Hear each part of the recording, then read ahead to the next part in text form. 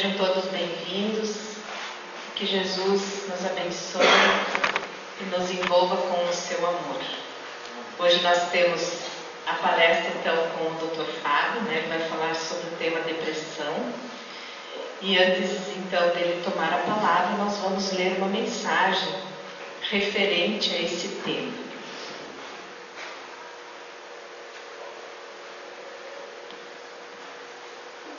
Mensagem essa que consta na obra Coragem, que foi escrita pelo Francisco Cândido Xavier. Se trazes o espírito agoniado por sensações de pessimismo e tristeza, concede uma ligeira pausa a ti mesmo no capítulo das próprias aflições a fim de raciocinar. Se alguém te ofendeu, desculpa. Se feriste alguém, reconsidera a própria atitude. Contratempos do mundo estarão constantemente no mundo onde estiveres. Parentes difíceis repontam de todo o núcleo familiar.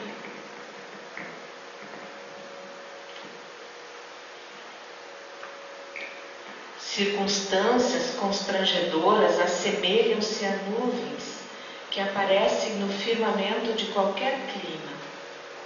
Incompreensões com relação a caminhos e decisões que se adote são empeços e desafios na experiência de quantos desejem equilíbrio e trabalho. Agradar a todos ao mesmo tempo é realização impossível. Separações e renovações representam imperativos inevitáveis do progresso espiritual. Mudanças equivalem a tratamento da alma para os ajustes e reajustes necessários à vida. Conflitos íntimos atingem toda criatura que aspire a elevar-se. Fracassos de hoje são lições para os acertos de amanhã. Problemas enxameiam a existência de todos aqueles que não se acomodam com a estagnação. Compreendendo a realidade de toda pessoa que anseia por felicidade e paz, aperfeiçoamento e renovação, toda vez que sugestões de desânimo nos visitem a alma, ensejando uma possível depressão, retifiquemos em nós o que deva ser corrigido e, abraçando o trabalho que a vida nos deu a realizar, prossigamos à frente. Essa mensagem é do Espírito Emmanuel, pelas mãos do Chico Xavier, como antes falamos. Então, após essas breves reflexões, nós convidamos a todos para fazermos uma oração. Podemos fechar os olhos, se quisermos, cada um mentalizando a Jesus, fazendo a sua prece, conforme o deseje, sobretudo elevando o pensamento, absorvendo as energias mais suaves, que nos trazem equilíbrio, que nos trazem harmonia e que nos ajudam numa melhor concentração, para que possamos nesta noite absorver todos os ensinamentos que nos são trazidos, ajudando-nos também a retificar o nosso caminho, se identificarmos alguma deserção, alguma situação equivocada. Que as bênçãos divinas envolvam a todos nós e que possamos tirar desta noite o melhor proveito possível para caminharmos mais firmes e mais saudáveis no nosso dia a dia. Que assim seja. Então o Fábio Frank, na sua profissão, é médico oncologista, na posição de coordenador do Centro de Alta Complexidade em Oncologia aqui de Juí, que funciona junto ao Hospital de Caridade, e é também expositor espírita, hoje falando sobre depressão. Depois da exposição, há sempre um espaço para questionamentos, né? Para alguma consideração que vocês desejem fazer. Então, sintam-se todos à vontade, é um ambiente informal para o nosso aprendizado, né? Um estudo para todos nós. Obrigado, Yara. Uma boa noite a todos. Obrigado pela mensagem do Chico Xavier, que pela lei da aposentadoria morreu com quantos? 90 anos? 92, que pela nova lei da aposentadoria está prestes a se aposentar, né, com 92 anos. Então, faz a gente, né, refletir como tem sido bom o nosso ano e as novidades da nossa semana. E por isso, propositalmente, eu escolhi o tema depressão, que todo mundo tem a ideia de que o mês de dezembro e o final do ano é um mês de alegria, de festa, de felicidade, de bonanças. Mas quem trabalha diretamente atendendo pessoas, nós no hospital e também aqui na casa espírita, acaba lidando com exatamente o contrário. É o mês onde surgem as culpas, onde as pessoas começam a fazer balanços de sua vida e onde começam a perceber que a vida não está correndo como deveria, né? Porque naquela desenfreada busca pela felicidade, nem sempre nós estamos conseguindo atingir os nossos objetivos. Então, começamos com essa pergunta: o que realmente nós queremos da vida? O que eu quero da minha vida? Será que eu sei realmente o que eu estou fazendo aqui? Toda vez que eu me deparo com gente sofrendo, com situações às vezes muito difíceis, eu me lembro da frase de Jesus que dizia que na vida, né, nós teríamos aflições, que esse é um mundo de provas e expiações. É um mundo que ainda não entrou no processo de regeneração e, obviamente, então nós acabamos o quê? Nos defrontando com dificuldades a cada dia, a cada momento, pelas escolhas que nós fazemos para a nossa própria vida. No mundo de tantas perturbações, e particularmente num país jovem como o Brasil, onde nós temos ainda tantas desigualdades, tanta injustiça, é muito comum nós nos depararmos com um ambiente que é um ambiente triste, um ambiente de desesperança, um ambiente de pessimismo.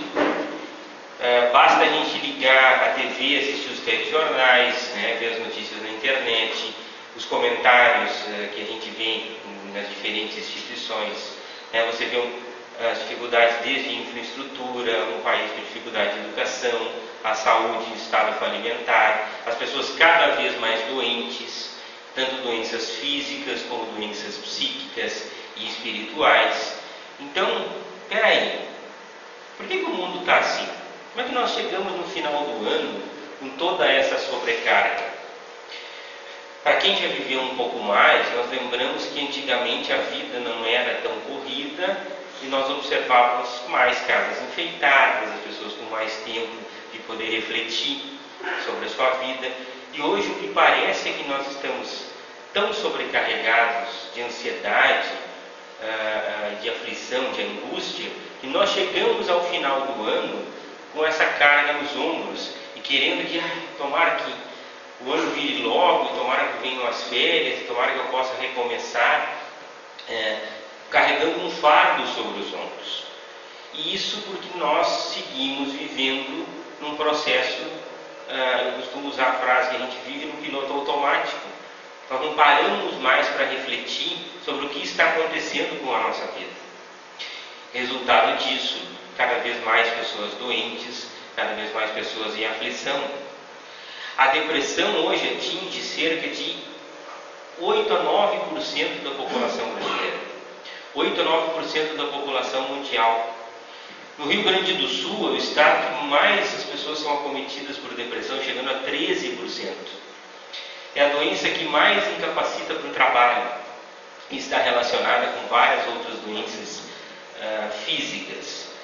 Por quê? Por que existe essa carga de pessoas depressivas tão grande que vem aumentando a cada ano? Por que já não é mais tão comum nós nos depararmos com pessoas tomando medicamentos antidepressivos como pílulas mágicas e como soluções para amenizar um sofrimento? Porque nós não conseguimos trabalhar o nosso vazio existencial. Esse vazio existencial que Freud colocava como o grande mal da civilização moderna. Quer dizer, nós não sabemos quem nós somos e não sabemos onde nós vamos, não sabemos nada, nós estamos perdidos aí, andando em círculos. Metade das pessoas correndo atrás de felicidade, pelo que ela imagina, em coisas materiais, e outras tanto nem sabendo atrás do que estão correndo, vivendo. Vamos viver, vamos ver o que vai acontecer. Deixe a vida me levar. Será que tem que ser assim? Ou será que nós já estamos no estágio evolutivo e nós temos sim capacidade de entender tudo o que acontece conosco, conhecimento e discernimento sobre a nossa vida, sobre a nossa existência? E bom, se nós viemos para esse mundo já sabendo que nós vamos passar por dificuldades, nós começamos a entender que, bom, primeiro, se nós acreditamos que a vida não termina aqui, que nós somos espíritos imortais, então essa vida é uma passagem. E dessa passagem eu preciso fazer o meu melhor. E qual é o meu papel? Onde é que eu estou inserido nesse meio? Eu estou correndo atrás e buscando exatamente o quê? Será que o grupo que eu estou pertencendo hoje tem a ver com as minhas convicções, com os meus ideais? O que eu espero exatamente para a minha vida? Quantos de nós podem responder essa pergunta? Quantos de nós sabem exatamente o que passa com a nossa vida e com a nossa existência, qual é o nosso papel? Então, se nós acreditamos em Deus, se nós acreditamos que Deus é perfeito, então tudo está no seu lugar. Nós estamos na cidade onde nós precisamos estar, no país que nós precisamos estar, com o corpo físico que nós precisamos, inserido na família que nós precisamos, porque essa é a nossa necessidade. Se a gente começar a enxergar a vida dessa maneira, se nós conseguirmos entender todo esse processo e tudo o que acontece conosco, nós passamos por um processo de transformação.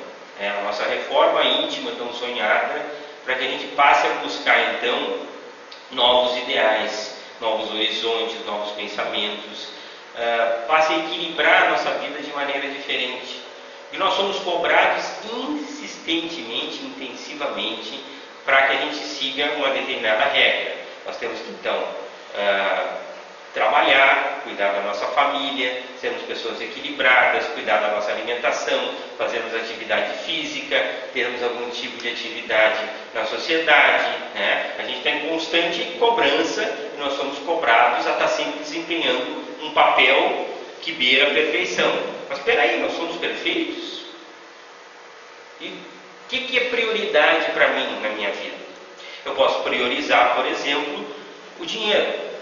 Então eu priorizo que o trabalho é tudo na minha vida e eu vou trabalhar o máximo de tempo que eu puder durante o dia e provavelmente vou dar pouca atenção para a minha família.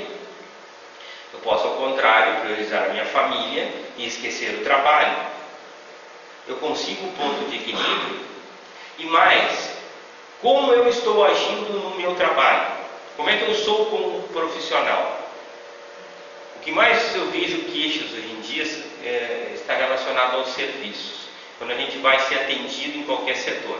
Vai num banco, vai numa repartição pública, vai numa loja, próprias portarias, as pessoas que entram em contato com a gente.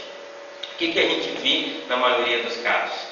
Pessoas insatisfeitas, de mal com a vida, geralmente mal-humoradas, sem saber exatamente o que estão fazendo ali, como se estivessem ali como uma obrigação. Aquele famoso que você chega e diz bom dia, e a pessoa te diz bom dia para quem? Como assim, por quê? Ou você pergunta tudo bem. Eu já tenho, como médico, a gente já tem que cuidar de não perguntar tudo bem, porque quando a gente pergunta tudo bem, aí nada bem, a pessoa já dá todo o boletim médico.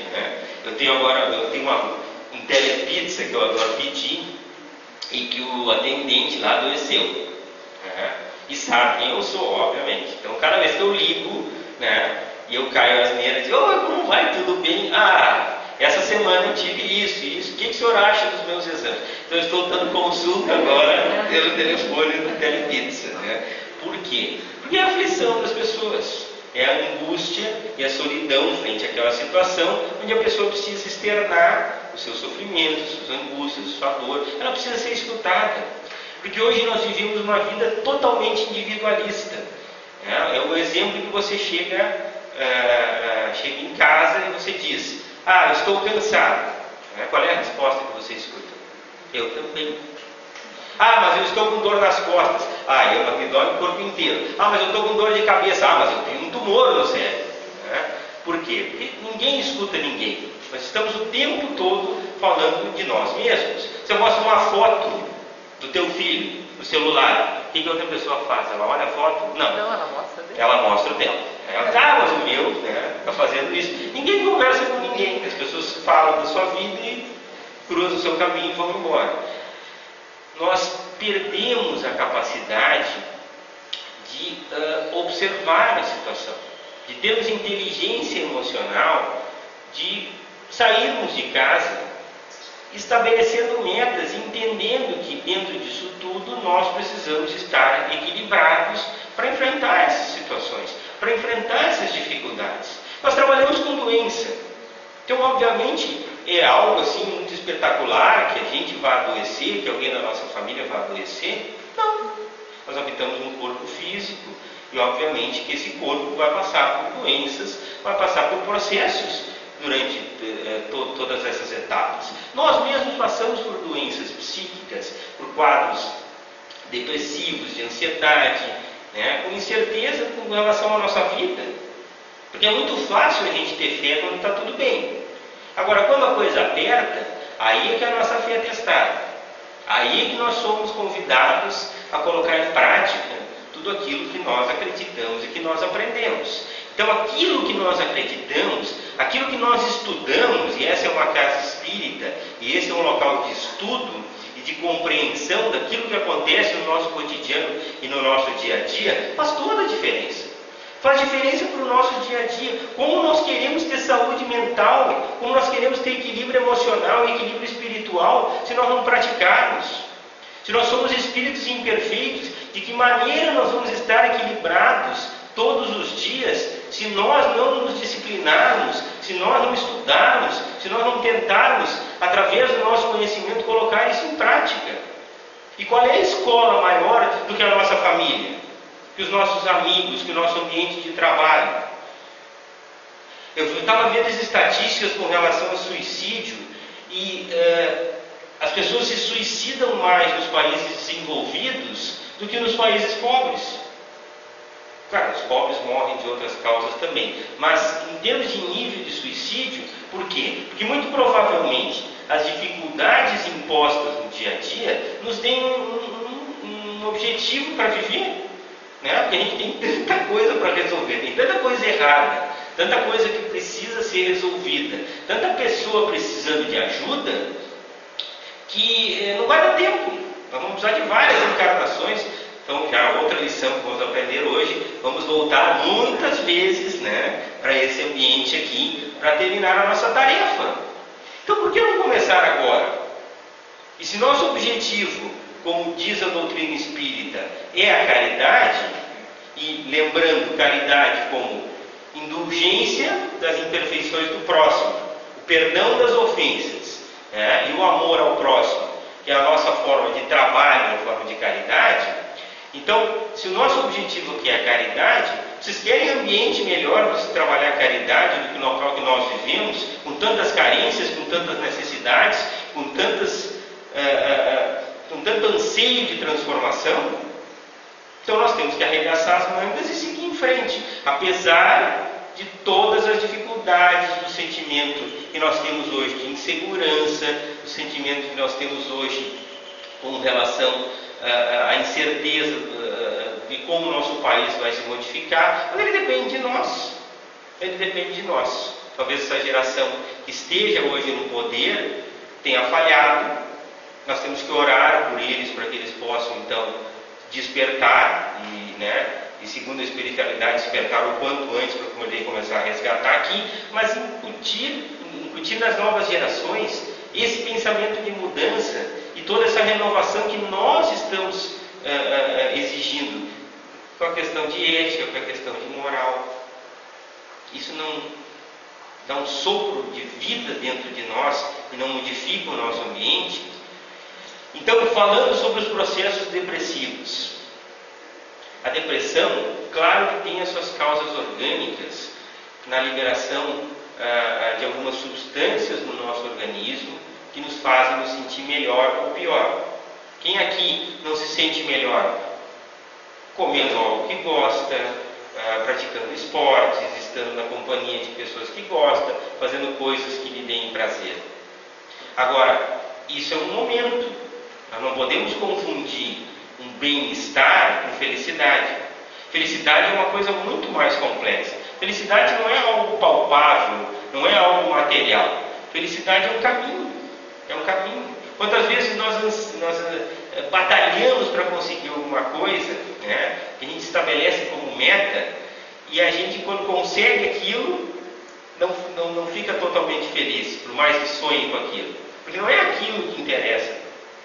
É a conquista, o trabalho, né, toda a nossa dedicação, é o processo. Então, todos nós, quando saímos de casa, nós saímos de casa para chegar a um destino.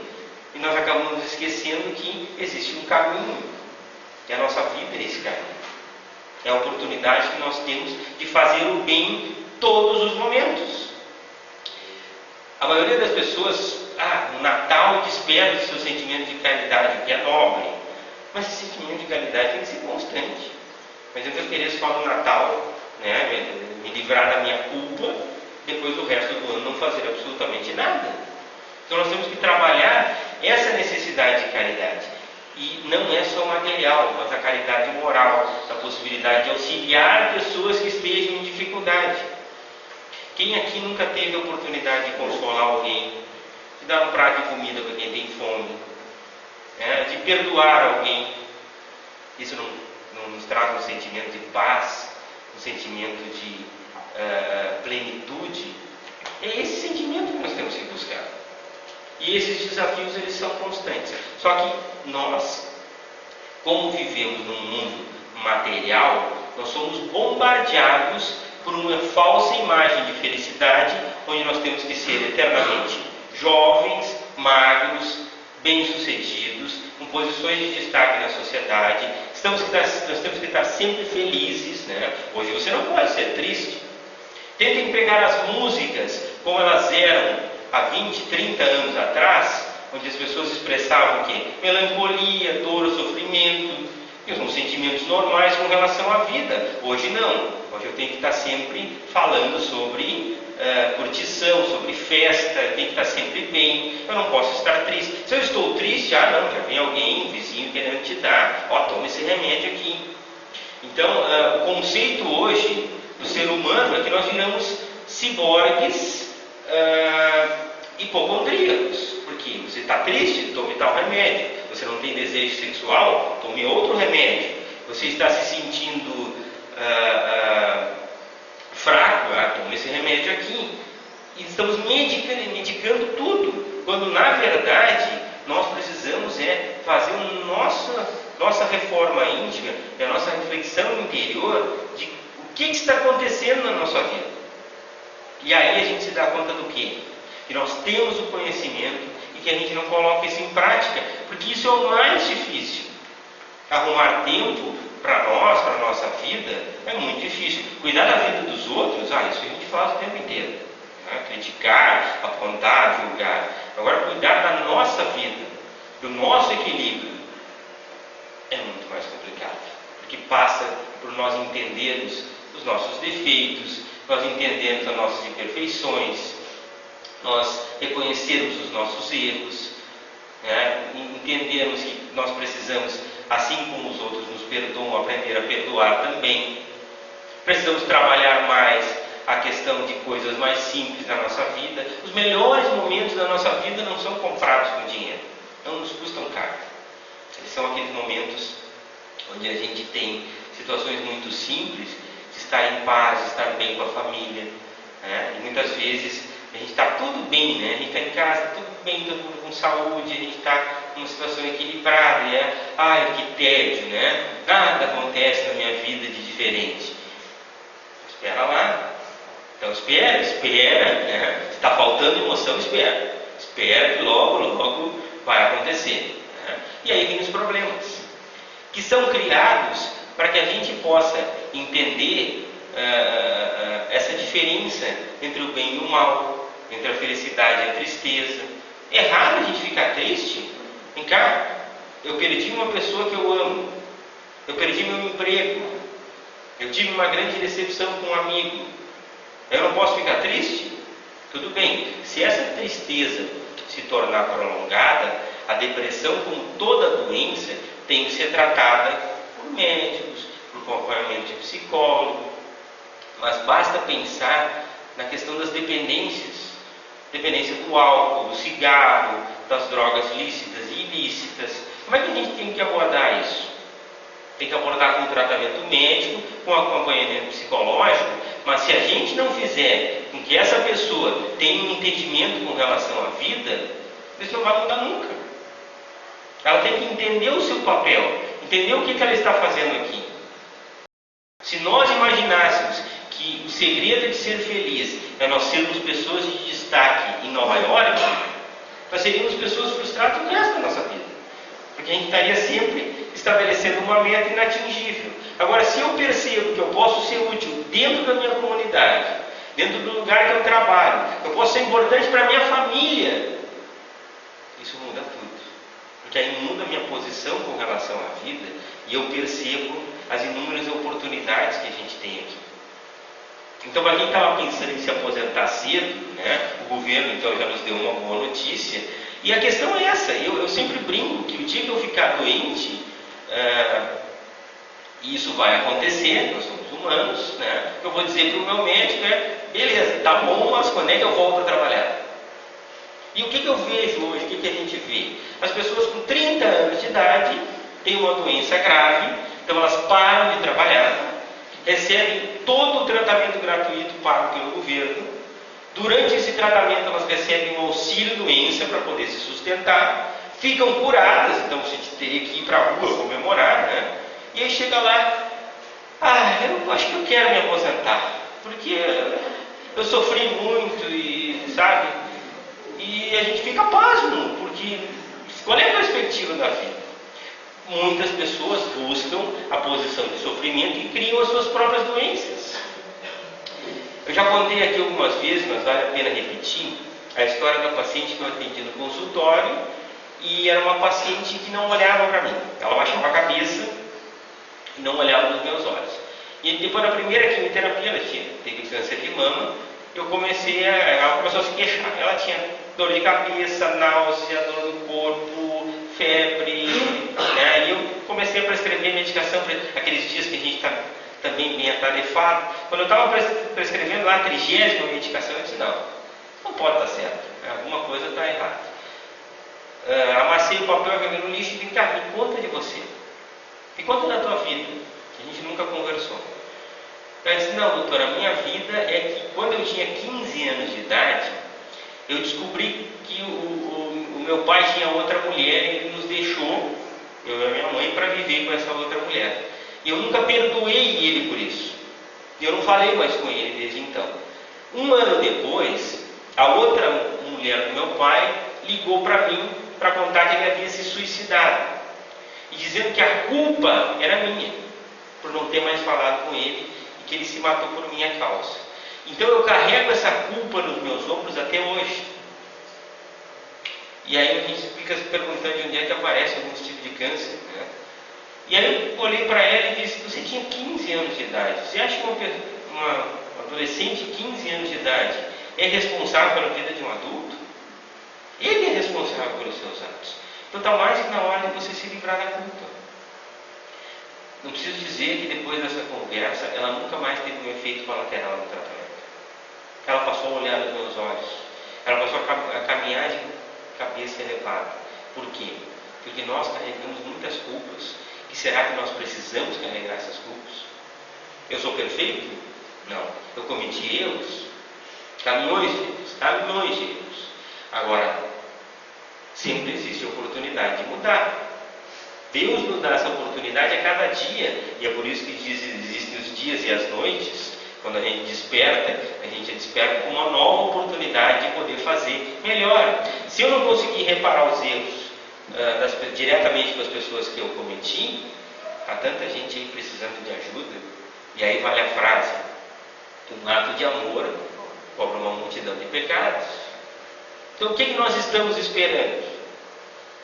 Será que na pessoa que trabalha para o bem existe espaço para depressão?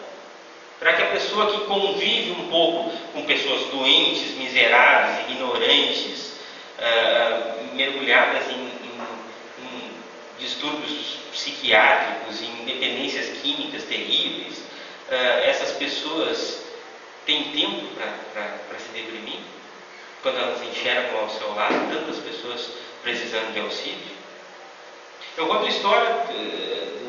Nós tínhamos uma paciente que ela tinha câncer de mama e tinha metástase em todos os órgãos possíveis, ossos, pulmão, fígado. E quem cuidava dela era uma filha adolescente que era cega, tinha ficado cega por uma doença lá degenerativa.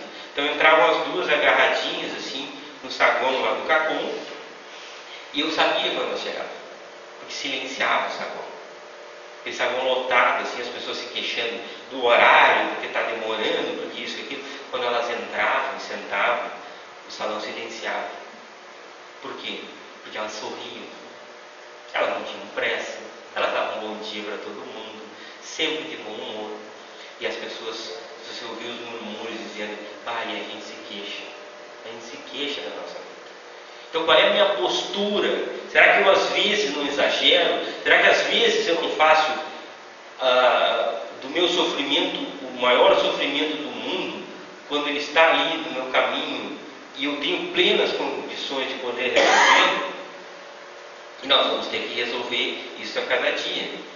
A Yara me deu um livro uma vez que contava o conto do crocodilo, né? Que a pessoa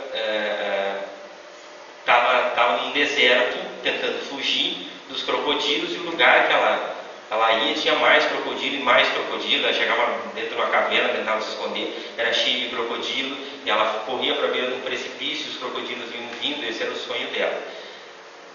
São as escolhas que a gente faz na nossa vida. Então tem gente que vem para essa vida e vai encontrar um crocodilo por ano. Tem gente que vem para essa vida e vai encontrar um crocodilo por mês. E tem gente que vai encontrar um crocodilo por minuto. E isso está errado? Essa pessoa está sendo punida? Não. É a maneira como nós temos de poder resgatar. E quando nós reencarnamos e voltamos para essa existência, nós podemos escolher até mesmo como a gente gostaria de resgatar. E a gente pode resgatar, então, uma compra parcelada, em suaves por 90 prestações, né? E obviamente nós vamos ter que vir aqui, ou às vezes a gente escolhe situações extremas para poder então se livrar disso e poder prosseguir a nossa vida. Porque as pessoas têm medo do inferno, mas o verdadeiro inferno é a nossa consciência, é a culpa que nós carregamos.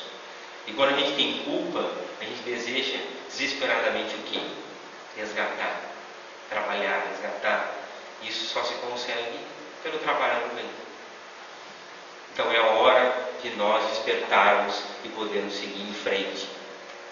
É hora de nós aproveitarmos todo esse espírito do Natal, que representa o nascimento de Jesus e o seu exemplo, para que a gente possa ousar e pensar em fazer mais. Estabelecer nas nossas metas diárias o quê? Primeiro, a oração, onde nós nos colocamos em contato com a espiritualidade e nos permitimos então receber sempre um bom amparo.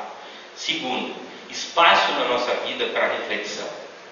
Conhece a ti mesmo. O que eu fiz no meu dia? Como é que foi minha semana? Como é que foi meu ano? Como é que eu posso melhorar? Como é que eu posso ser uma pessoa melhor amanhã? Como é que eu posso corrigir eventuais falhas? Será que eu prejudiquei alguém? Isso faz toda a diferença. Cuidar do nosso corpo, cuidar da nossa alimentação, né? Evitar os excessos. No final de ano a gente é convidado para excessos de todas as maneiras.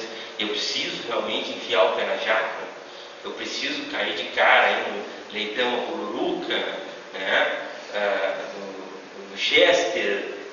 Eu posso comer com moderação. Eu preciso realmente fazer o meu corpo passar por toda essa sobrecarga. Mais comedimento, mais moderação, mais equilíbrio. As pessoas vivem como se tudo fosse acabar de repente. E isso também tem relação com a própria culpa que elas sentem. A história de São Francisco estava lá capinando, né? E chega o seu discípulo e pergunta: se o senhor soubesse que fosse morrer hoje ou amanhã, o que o senhor faria? E ele olhou para o discípulo e disse: eu seguiria capinando, porque a consciência está fazendo o que é certo. Quem de nós tem essa possibilidade de estar em paz consigo mesmo? E se não estamos, por que não começamos? Vamos esperar o quê? Vamos esperar para quando? Para terminar, eu gostaria de ler uma oração que é uma das minhas preferidas, para a gente também já entrar nessa sintonia de Natal e para que a gente possa também agradecer por tudo de bom que a gente recebe. Eu acho que muitas vezes o Divaldo sempre coloca nas palestras dele, que num primeiro momento ele aprendeu a agradecer por tudo de bom que acontecia com ele. E aí a Joana de Ângeles disse: então, mas espera aí, você tem que agradecer também. Você agradeceu por tudo de ruim que não te aconteceu? Então ele passou a incluir nas orações dele agradecimento por tudo de bom e por tudo de ruim que não aconteceu.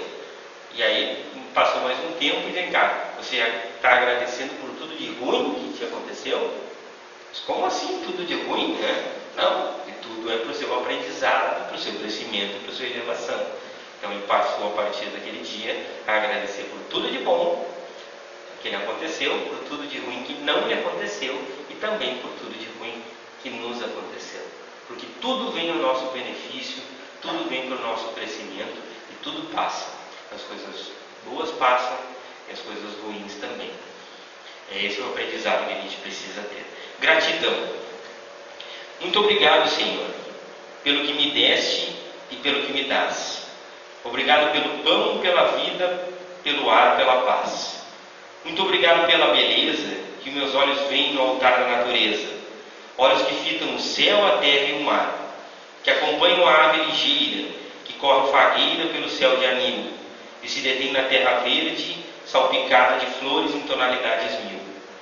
Muito obrigado, Senhor, porque eu posso ver meu amor, mas diante da visão, eu detecto cegos guiando na escuridão, que tropeçam na multidão, que choram na solidão. Por eles eu oro e a Ti imploro comiseração, porque eu sei que depois dessa ida, na outra vida, eles também enxergarão.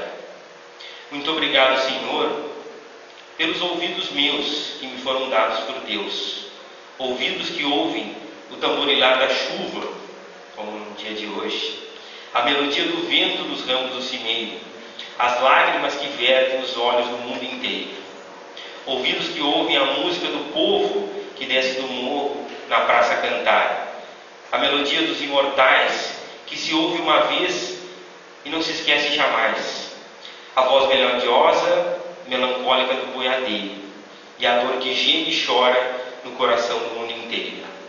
Pela minha alegria de ouvir, pelos surdos eu quero pedir, porque sei que depois dessa dor, no teu reino de amor, eles voltarão a ouvir. Obrigado pela minha voz, mas também pela sua voz. Pela voz que canta, que ama, que ensina, que alfabetiza, que trauteia uma canção e que teu nome profere com sentido e emoção. Diante da minha melodia, eu quero rogar pelos que sofrem de afasia. Eles não cantam de noite, eles não falam de dia. Oro por eles, porque sei que depois dessa prova, na vida nova, eles cantarão.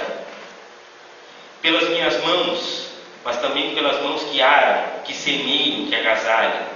mãos de ternura que libertam da amargura, mãos que apertam mãos de caridade, de solidariedade, mãos dos adeuses que secam e que cuidam feridas, que enxugam lágrimas e dores sofridas, pelas mãos das sinfonias, das poesias, das cirurgias, das psicografias, pelas mãos que atendem a velhice, a dor, o desamor, pelas mãos que no seio embalam o corpo de um filho alheio, sem receio, e pelos pés que me levam a andar sem reclamar. Obrigado, Senhor, porque eu posso me movimentar. Diante do meu corpo perfeito eu te quero rogar, porque eu vejo na terra aleijados, amputados, decepados, paralisados, que não podem se movimentar. Eu oro por ele, porque eu sei que depois dessa expiação, na outra reencarnação, eles também bailarão. Obrigado, por fim, pelo meu lar. É tão maravilhoso ter um lar. Não é importante se esse lar é uma mansão, se é uma favela, uma tapera, um bangalô, uma casa no caminho, seja lá o que for. Que dentro dele exista a figura do amor de mãe ou de pai, de mulher ou de marido, de filho ou de irmão, a presença do amigo, a simples companhia de um cão, alguém que nos dê a mão. Mas se eu ninguém tiver para me amar, nem um teto para me agasalhar, nem uma cama para me deitar, nem aí reclamarei. Pelo contrário, eu direi: obrigado, Senhor, obrigado porque eu nasci. Obrigado, Senhor, porque eu creio em Ti. Pelo Teu amor, obrigado, Senhor. Essa é a mensagem que eu queria deixar para a noite de hoje. Que todos nós possamos retornar aos nossos lares com o coração cheio de esperanças e que a gente possa sair por aí trabalhando no bem. Jesus espera isso de nós e é o que mais nós podemos fazer para modificar esse mundo e essa vida que nós tanto amamos. Eu abro agora para perguntas, se alguém tiver algo para compartilhar conosco, antes da gente fazer o encerramento.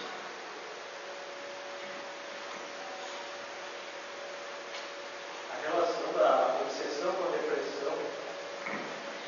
Isso é uma pergunta bastante interessante, porque todos nós sabemos pela doutrina espírita que nós somos influenciados, por espíritos encarnados e desencarnados.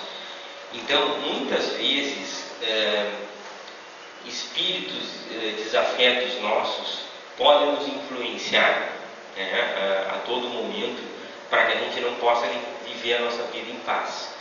Então é importante que processos obsessivos possam ser tratados primeiro, de preferência dentro da casa espírita, com todo o amparo que nós temos, e entendendo que assim como as pessoas encarnadas podem nos influenciar negativamente, enquanto a gente recebe essa carga negativa, nós estamos sendo influenciados o tempo inteiro. Então, qual é a melhor maneira de nós nos protegermos com relação a isso? É pela nossa sintonia, pela prática do bem. Não existe outra maneira. Quando nós estamos fazendo bem, tudo aquilo que nós plantamos, nós recebemos. Então, se nós estamos plantando bem, o bem nós vamos receber. Agora, quando nós estamos num ambiente que é um ambiente pesado, que é um ambiente negativo, quando nós sabemos que estamos fazendo alguma coisa errada, nós estamos então nos tornando vulneráveis a receber também toda a influência desses espíritos não tão evoluídos que também possam querer nos prejudicar. Então a obsessão ela faz parte sim da nossa existência. É importante através do estudo e do conhecimento que a gente entenda esse processo e que a gente aprenda também a como trabalhar melhor. E não existe nada melhor do que a caridade e o trabalho no bem. Obrigado. Lá. Eu gostaria de saber, com relação à depressão, se a pessoa comete suicídio, com relação ao espiritismo, o que acontece com a alma dessa pessoa, com o espírito. Perfeito, é uma boa pergunta. A vida é um dom precioso que foi nos concedido, esse corpo físico, para que a gente possa fazer bom uso dele. Então, abreviar a nossa vida, a nossa existência aqui, cometendo suicídio, é um atentado contra uma lei natural. E obviamente que a pessoa vai passar por um processo grande de perturbação depois disso, porque geralmente o suicida acha que colocando final à vida coloca fim ao sofrimento, né? Então ele vai passar por todo um processo de culpa, né? Até ele se dar conta do que realmente aconteceu e até ele receber o amparo. Obviamente não existe o céu de contemplação e nem o inferno de castigo eterno. Nós passamos por processos onde a gente, então, depois de cometer um ato desse, provavelmente teremos que voltar aqui, né, para uma nova existência, para nós podermos resgatar isso. Então aí a gente começa a entender muitas vezes pessoas jovens que passam por doenças muito sérias, né, e que a gente não vê uma explicação, né. Muitas vezes isso pode vir com um resgate. Então, na lei das coisas, o que existe é essa possibilidade de resgate. Então, para o suicídio, o que a gente pode fazer é orar por ele, e dentro do Espiritismo entender que não adianta a gente colocar o que a gente está botando final, o ponto final é nesse corpo físico. Mas nós, na nossa essência, como nós somos, o nosso espírito, nós continuamos os mesmos, né? E com a mesma dor, o mesmo sofrimento, os mesmos sentimentos. Então, é importante entender isso. Existe uma lei de causa e efeito. Tudo aquilo que a gente recebeu, nós vamos ter que prestar contas. E a vida é talvez o nosso bem mais precioso.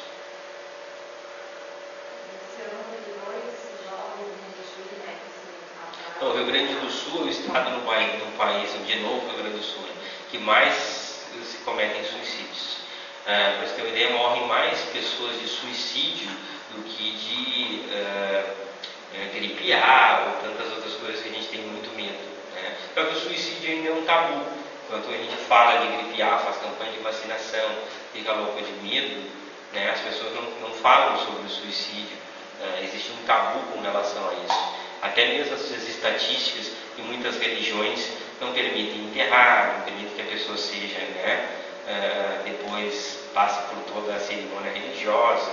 Então, às vezes se omite, né, isso próprio, mas é um assunto que está diretamente relacionado com a questão da depressão e que precisa ser tratado abertamente pela sociedade. E como é que nós podemos nos proteger com relação a isso? É entendendo a questão da nossa existência. Por que a pessoa se desespera e tenta pôr fim à sua própria vida? Primeiro, porque ela acredita que não exista nada depois dessa existência. Segundo, porque ela está naquele desespero, naquele vazio existencial e acaba sofrendo tanto com aquela dor que ele quer pôr cabo àquilo.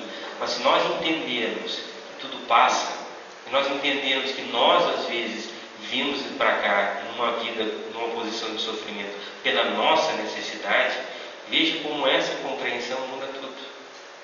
Como faz com que a gente possa entender as coisas de maneira diferente e olhar a vida de outra maneira. Então, só o estudo, só a possibilidade de entender o que se passa com a gente é que nos traz essa libertação e esse entendimento da vida.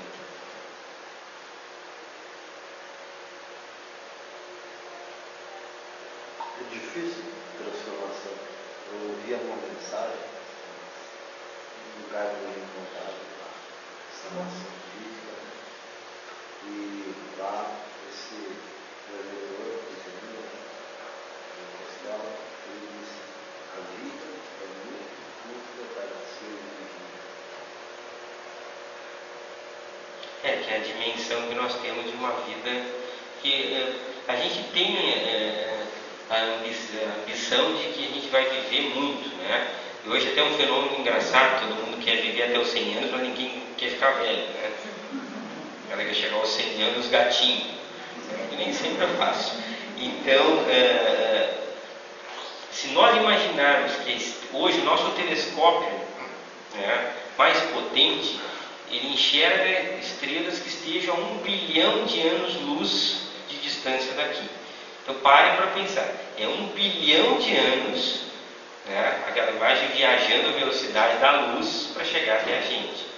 E daí nós achamos que se a gente vive 70 anos que vai barbarizar, né? É um tempo muito curto. Obviamente nós temos uma vida média, de acordo com nós cuidamos do nosso corpo físico, né, que foi nos dado para essa existência, mas que nós vamos ter que devolver à natureza, né? Eu sempre brinco, eu fui no enterro da minha avó de 97 anos, né, e acho que era o padre que estava lá falando que Jesus viria ressuscitar os mortos, e aquele corpo que estava sendo enterrado ali, e eu do lado dizendo, Deus me livre, né? Eu quero um novo em folha, né? Eu quero um corpo de 97 anos todo, né, detonado, me dê um corpo novo, pelo amor de Deus. Então, a gente precisa ser racional naquilo que a gente fala, naquilo que a gente acredita. Então, nós vamos passar por várias etapas aqui, nesse processo, se a vida é eterna, nesse processo de transformação contínua, de evolução contínua, rumo à perfeição relativa, que é Deus e que todos nós espelhamos e ambicionamos. Teremos tempo para isso.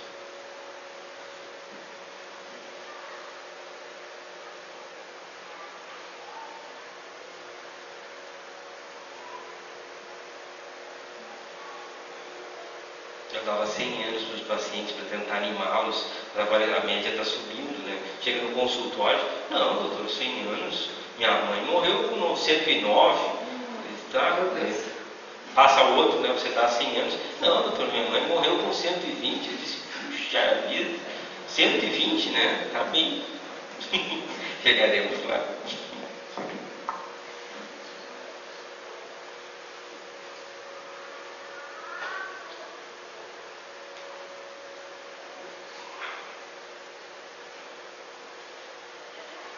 Vamos fazer o encerramento.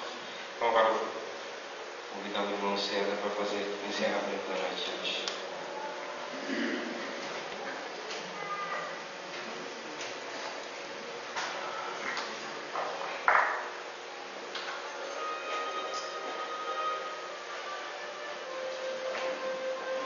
Então vamos nesse momento juntos agradecer por esta harmonia, por esta paz, pelo conhecimento que o Dr. Fábio nos trouxe.